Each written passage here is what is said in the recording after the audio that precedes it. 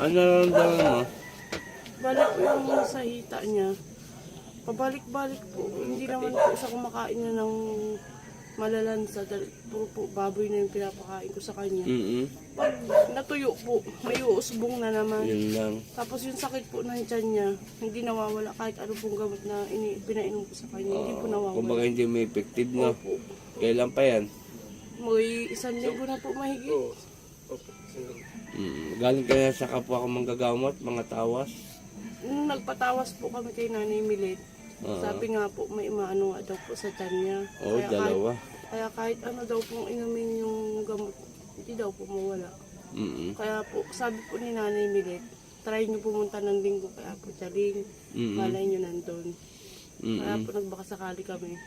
Natagpuan nga po namin kay. O, dalawa ang kumukulam sa'yo, ha? At duwinding itim. Padala, oo.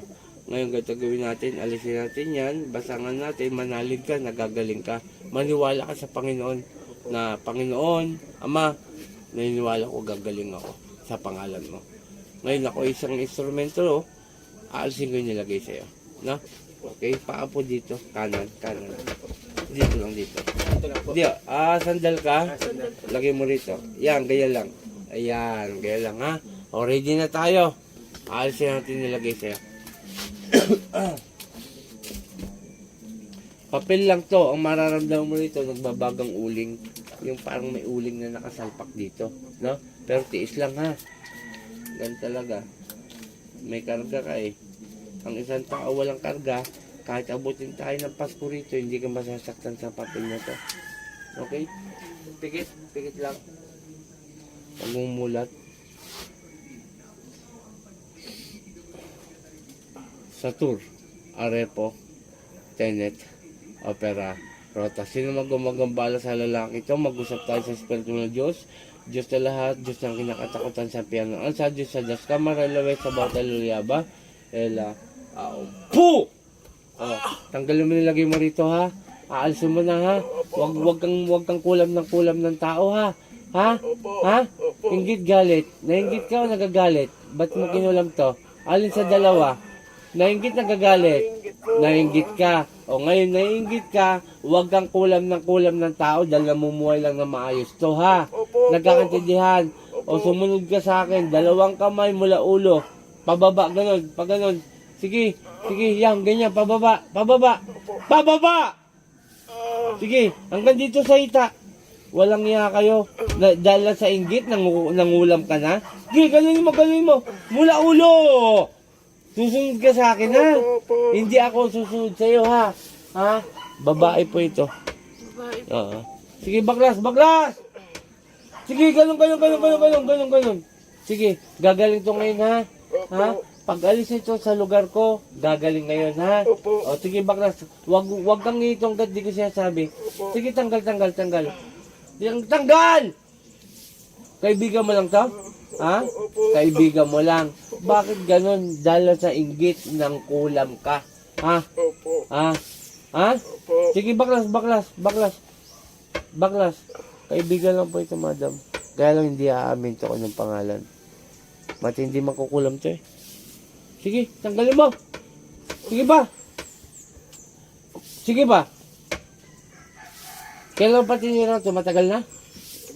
Matagal na.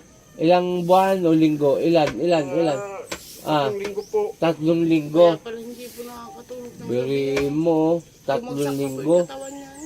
Bira kayo ng bira, mga hayop kayo. Sige, tanggalin mo lahat yan.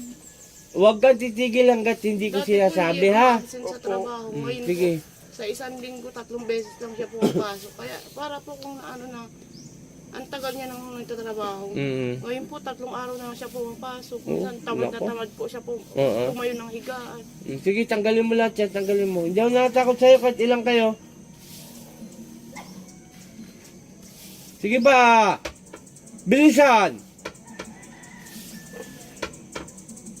Ano pinalumigan, madam, ha? Lubigan. Saan po kayo? Tayo, may lubigan pa ba tayo? Check mo nga. 7 daon. Sige, tanggal. Hirap kasi makahanap niya, madam. Pangalawa, mahal yan. Sa akin, di ko po binibenta yan. Libre ko ibibigay. O, konti na lang. Huwag kayong kulam ng kulam, ha? Opo. Oh! Opo. Sige ba? Mga walang iya kayo. Nananahimik yung tao. Bibirayin nyo. Namumuhay na maayos. Sadyang Nagtatrabaho. Sadyang shop lang po nagtatrabaho yan. Ito, junk shop. Opo. Bilhin mo. Tapos, mababa pang ano yata, kitaan. 600 a day po.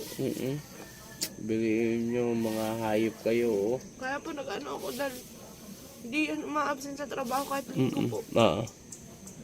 Nagulat ako pag minsan po 2 araw lang sa isang linggo, 3 Naku. araw. Eh, paano Sabi yung ko po, pinansyal iba nyo? Iba yung ng katawan niya ngayon. Kaya sabi ko magpa-albularyo na nga ako. Okay.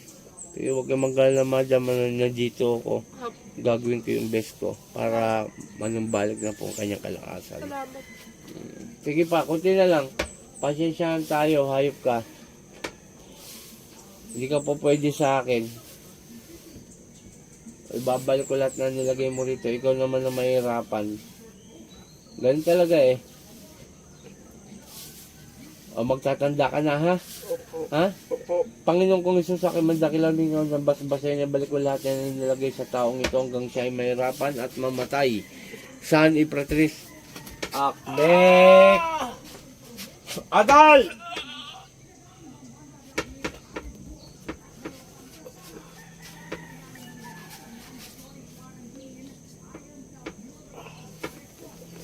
Kuya. Tay.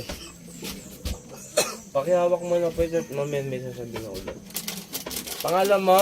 Adrian po. Adrian. Pakibulong dito. Tsaka pilyedo. Balukan po.